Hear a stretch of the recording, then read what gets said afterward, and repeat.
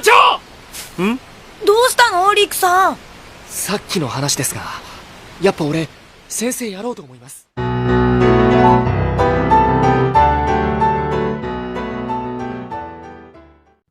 Oke, ketemu lagi bersama channel The Enforcement. Kali ini akan membahas 5 rekomendasi anime bergenre romance komedi. Ya gitu, gak tanggung ataupun gak bosan-bosan gitu untuk menjelaskan ataupun berupaya gitu menjelaskan tentang anime ataupun asupan-asupan bagi para wibu ataupun anime lovers gitu. Oke, langsung ke pembahasan video berikut ini.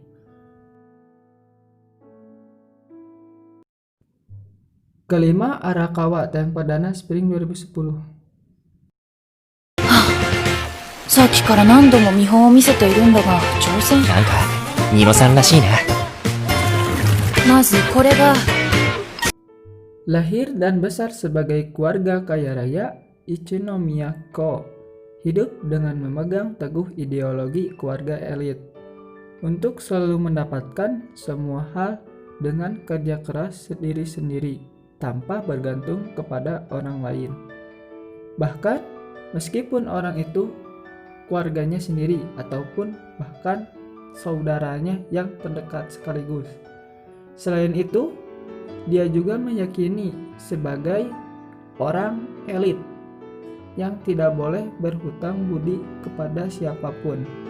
Namun, suatu hari berawal dari ulah iseng sekelompok anak-anak yang hampir saja Ichino Miyako kehilangan nyawanya karena tenggelam di sebuah sungai. Keempat, Nisekoi Tayang perdana Winter 2014. いつまでこんなことが続くわけ？本当に3年？一条くん、おはよよかった。Raku Ichijo, seorang pemuda SMA, adalah pewaris grup Yakuza. Suatu hari, dia dipaksa untuk berpacaran dengan Chitoge Kirasaki, seorang blasteran yang juga putri kepala gangster demi keamanan kota. Padahal Raku sedang kasmaran sama Kurosaki Onodera, yaitu seorang gadis biasa yang ternyata diam-diam suka sama Raku. Keadaan semakin gawat setelah seorang gadis anak komisaris polisi, Marika Tachibana, muncul dan mengaku sebagai tunangan Raku. Dan siapa menyangka kalau pegawai pribadi wanita Sugumi juga mulai tertarik dengan Raku. Siapakah yang akhirnya dipilih oleh Raku? Misteri apa yang di dalam gembok yang selalu dibawa Raku?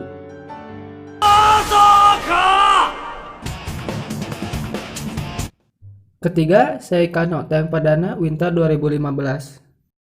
の時から同じクラスで結構距離の近い女の子。こうして見てみ。Saenal Heroine no Sodake Kata, atau bisa dipanggil juga dengan Sakaeno, bercerita tentang kehidupan seorang otaku garis keras yang bernama Akito Moya. Di tengah kesibukan sekolahnya, dia rela meluangkan waktunya untuk bekerja paruh waktu agar bisa memenuhi kebutuhan seputar hobi mahalnya tersebut. Suatu hari pada musim spring di sebuah bukit yang dipenuhi dengan bunga sakura, ia bertemu dengan seorang cewek yang membuatnya terpesona. Tak diragukan lagi, pertemuannya itu merupakan momen paling romantis yang pernah ia rasakan seumur hidupnya. Oleh karena itu, untuk mengabadikan momen indah tersebut, dia berniat untuk membuat suatu game yang dimana heroin dari game tersebut akan dibuatnya untuk mengacu pada cewek yang ditemuinya tersebut. Namun, Tomoya sadar kalau ia tidak bisa membuat game seorang diri. Oleh karena itu, ia pun membentuk sebuah maksudnya tuh sebuah tim yang dapat membantunya untuk membuat game tersebut. クラスメイトです。別にクラスメイトでも彼女でもオタ友でもセフレでも興味ないけど。最後のはさすがに。 Kedua, Anonatsu de Materu, tayang perdana Winter 2012. なんだって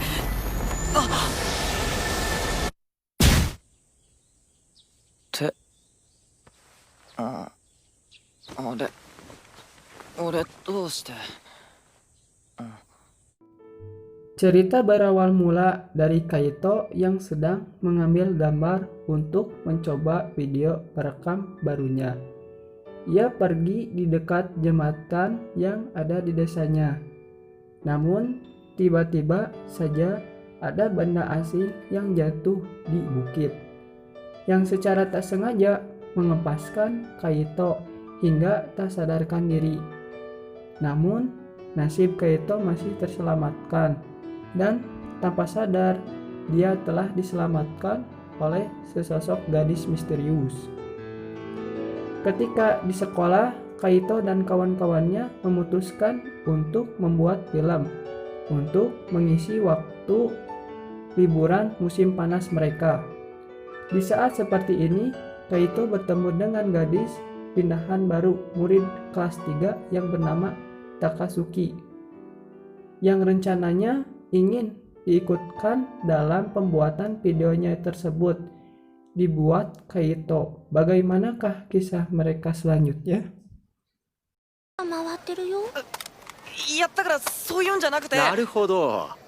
確かにさっきの人カンナとは正反対のタイプだな。 Kesatu Aoharu Ride, tayang perdana Summer 2014. いやダメだったね。でもさ、うまくいくことばっかりじゃなくて当たり前だよね。だからまた一からやる。 Bercerita tentang Yoshioka Futaba, seorang cewek yang kehidupan SMP-nya tidak begitu menyenangkan. Sifatnya yang feminim dan pemalu membuat banyak cowok jatuh hati padanya. Dan itulah yang membuat cewek-cewek mengucilkannya karena merasa dengki padanya. Padahal sebenarnya Futaba antipati terhadap cowok.